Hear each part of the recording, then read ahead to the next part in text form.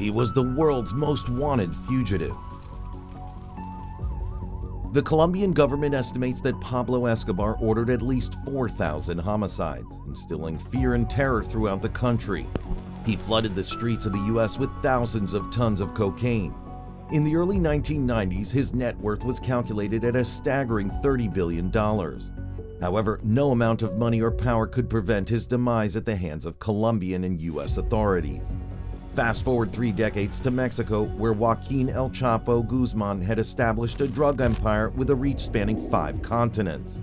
He was considered the Osama bin Laden of drug trafficking. Yet, even in his stronghold, Sinaloa, the U.S. government knew his whereabouts. Pablo Escobar and El Chapo Guzman engaged in a high-stakes game of cat and mouse with the U.S. authorities, but no amount of money spent on communications security could outpace the relentless pursuit of justice. In this episode of Illicit Investigations, we delved into the cutting-edge technology employed by the U.S. government to hunt down 2 of history's most notorious drug kingpins. From Cold War-era spying techniques to sophisticated satellite communications, military drones, and indispensable human intelligence, the government's extensive capabilities penetrated the innermost circles of Pablo Escobar in Colombia and JOAQUIN El Chapo Guzman in Mexico. Join us on this thrilling story. This image went around the world. It was December 2, 1993. Finally, the hunt was over. Pablo Escobar, the most wanted criminal in the world during those days, was taken down in Medellin, Colombia by a special unit composed of Colombian and U.S. forces. Pablo's body ended up on the roof of a house in a middle-class neighborhood called Los Olivos. Pablo always said, "I prefer to be in the grave in Colombia than in a jail cell in the United States," and these words marked his destiny.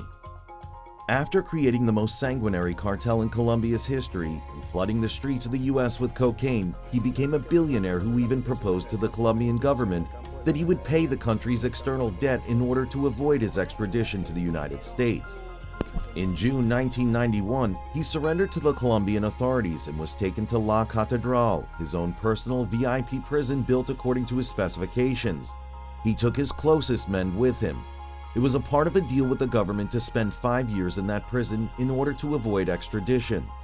Pablo Escobar killed some of his associates in the prison, buried them in a soccer field, and at that time, the Colombian government decided that they had to do something, so they decided that they wanted to move him from La Catedral and put him in a regular prison.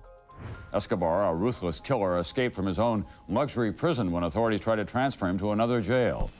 On July 22, 1992, after serving 1 year and 1 month, Escobar escaped with his men and went on the run. From that moment, Escobar became the most wanted fugitive in the world.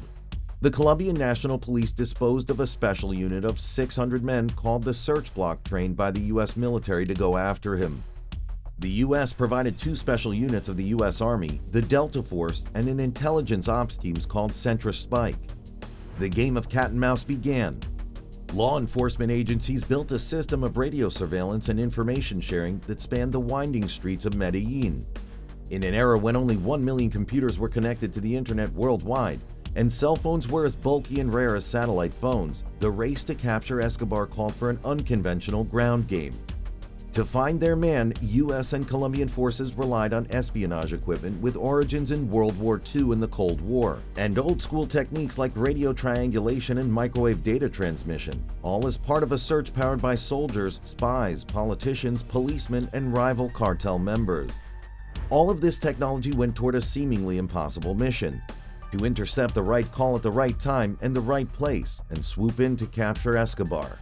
While on the run, Escobar stayed in business by using a rotating roster of old-school cell phones, often making calls from the back of a car driven by a bodyguard. Escobar hid in secretly held properties throughout the city. He also kept in constant contact with his associates and family through hundreds of different radio telephones. He always had a go-bag full of guns, money, and radios hidden close by. His sicarios also handed out radios to local children, who would then report back with the movement of law enforcement officers. Colombian and U.S. agencies created a workflow to narrow down Escobar's location by sharing real-time surveillance data. The CIA set up a corporation called Falcon Aviation with the stated purpose of checking Colombia's runway landing signals. But the real mission was to locate Escobar using two Beechcraft 350 secretly loaded with $50 million in high-tech spyware. The aircrafts were operated by Centra Spike and flew 25,000 feet over Medellin trying to triangulate Escobar's calls. Once a signal was locked, map coordinates were calculated to guide visual surveillance from Delta Force. On the ground, Delta Force was based in La Catedral, which had an observation tower overlooking Medellin from the south. With data coming from the plains, they tried to get visual confirmation of Escobar's men with up to a 17-mile reach, with 8mm video cameras outfitted with zoom lenses. Meanwhile, the search block was stationed in a police academy called Carlos Holguin, waiting for the intel to spring into action. 6 white Mercedes-Benz vans provided by the CIA, loaded with surveillance equipment, were rolling on the streets of Medellin 24/7, scanning radio frequency and listening to conversations of Escobar's men. But Pablo Escobar assumed that his telephone calls or radio calls were being intercepted, so he limited his conversations with his family and associates to less than 5 minutes. On December 2, 1993, Escobar's frequency code from his satellite phone was cracked. Centra Spike had 20 seconds to confirm the signal source using 2 laptops, one in each aircraft, with a proto-GPS system. They pointed Los Olivos neighborhood in Medellin as Escobar's location. Immediately, they sent the search block the information. Minutes later, backup from the search block arrived. They entered the house and a crossfire ensued. Pablo Escobar and his only bodyguard present at the time, Alvaro de Jesus Agudelo, also known as El Limon, were both shot dead. Earlier that year in June 1993, JOAQUIN El Chapo Guzman, a leader of the Sinaloa cartel, was arrested in Guatemala. He was mistakenly accused of being behind the assassination of Cardinal Juan Jesus Posadas Ocampo in Guadalajara. El Chapo spent almost 8 years behind bars. However, in January 2001, he escaped from Puente Grande prison in Jalisco, Mexico, in a laundry cart during a Hollywood-style jailbreak. Like Pablo Escobar, his biggest fear was facing extradition, and that possibility was getting closer. In the following years, El Chapo operated from his home state of Sinaloa, hand in hand with his friend and partner Ismael El Mayo Zambada. Together, they built a drug empire, introducing hundreds of tons of cocaine, heroin, and methamphetamines into the U.S., while fueling bloody wars against their rival organizations like the Zetas, the Gulf Cartel, and the Arellano Felix brothers. By 2008, El Chapo Guzman was at the peak of his criminal career. His organization expanded to 5 continents. One of his closest associates in Colombia was the Cifuentes Villa clan, who once were part of Pablo Escobar's organization. They supplied El Chapo with hundreds of tons of cocaine. Alex Cifuentes Villa, one of the younger members of the family, became a close friend of El Chapo and eventually spent long seasons with him in the Sinaloa mountains. El Chapo sought to enhance his communication security with his family members and closest cartel associates. Alex Cifuentes recommended Christian Rodriguez, a 21-year-old Colombian tech prodigy who flew to Mexico to meet with El Chapo. Chapo hires him to basically encrypt some of the communications being used by the Sinaloa cartel. And he later comes back and allows Chapo Guzman to monitor emails, text messages, and what have you of certain BlackBerry telephones. El Chapo was a creature of habit, and the BlackBerry was his communication device of choice. Suspicious of American-made mobile phones, he believed the U.S. government could easily track him and thought a Canadian device would be safer. Rodriguez developed a mechanism that protected phone calls and text messages through a data center located in Canada. El Chapo asked Rodriguez to install spyware on the BlackBerries and computers he provided to around 100 of his associates, mistresses, and family members, including his wife Emma Coronel. Guzman wanted to monitor their conversations and locations, and Rodriguez made it possible. However, Rodriguez was arrested in New York in 2010 in a setup orchestrated by the FBI. To avoid jail time, he became an informant and provided U.S. authorities with the code to crack El Chapo's communications. The encrypted system created by Rodriguez for El Chapo was so complex that the FBI was never able to penetrate it.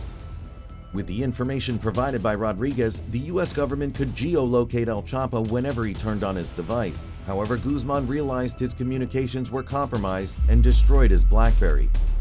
But the DEA already had a wealth of information on him and used the same strategy employed by the CIA to track down Osama bin Laden in Pakistan in 2011. They created a list of people who might have contact with El Chapo: his wife, his twin daughters, his cooks, drivers, and personal assistants. Soon, the DEA was mapping their cell phone hits, tracking daily movements, and creating a pattern of life. Sometimes El Chapo's grid went dark, but eventually some movement occurred in his surroundings. El Chapo and his people were sharp. They bought burner phones, used them for a while, and then discarded them. But suddenly, they were getting sloppy. They weren't disposing of their phones, and El Chapo developed a text message habit. The DEA started running the pings from cell towers to locate him. On February 20th, 2014, one of Guzman's bodyguards, Carlos Hu Ramirez, aka El Condor, used a BlackBerry, and the DEA traced the signal to Mazatlan, Sinaloa. A team of Mexican Marines, DEA agents, Homeland Security personnel, and U.S. Marshals headed to the resort town. A day later, El Chapo was captured in a condominio building called Miramar Tower. He was with his wife Emma Coronel, his young twin daughters, a personal chef, and a nanny. But the story continued. El Chapo did it again. In July 2015, he perfectly escaped through a tunnel from Mexico's maximum security prison, El Altiplano. Immediately, the DEA established a war room in Quantico, Virginia, to coordinate El Chapo's recapture. They received a constant stream of information from EPIC, a DEA intelligence center in El Paso, Texas, where data from satellites, informants, and signals intelligence in Mexico was processed by analysts. As soon as El Chapo escaped, his network went dark. The DEA spent hours every day reviewing reports from informants, wiretaps, and surveillance photos, as well as triangulating hits from cell phones. They monitored video feeds from their Predator drones, which could hover in the air for hours and record 4K video. On October 12, 2015, about 100 elite Mexican Marines were in position at the base of a wooded mountain, waiting for the order to advance. Guzman was located in the ecological reserve of the Autonomous University of Sinaloa, UAS, in Cosala. However, an order from the top of the Mexican government to stand down came through. The reason? Mexican soap opera actress Kate Del Castillo, Sean Penn, and two other Hollywood producers had arrived at El Chapo's compound. Neither the Mexican nor the U.S. government wanted celebrities caught in the crossfire. The next day, the guests left, but by the time the Mexican Marines made their move, El Chapo had already disappeared into the bushes. 2 months later, intelligence reports led to El Chapo in Los Mochis, a coastal city in northern Sinaloa. The DEA obtained global satellite images of a cluster of houses where El Chapo might be. Undercover Mexican Marines in the neighborhood overheard workers saying that they were preparing because Daddy was coming. A few days later, on January 8, 2016, Marines stormed the house, but El Chapo managed to escape with his violent right-hand bodyguard, Jorge Ivan Gastelum, aka El Cholo Ivan. They walked a mile through the sewer system, and when they emerged onto the street, they hijacked a car. However, just a minute later, the police caught them. El Chapo was taken to a motel for interrogation and to wait for backup to transport him to Mexico City. The rest is history. On January 19, 2017, El Chapo was extradited to the U.S. After a 2-month trial in Brooklyn, New York, he was sentenced to life in prison in 2019. This is Illicit Investigations. Subscribe now to go beyond the headlines.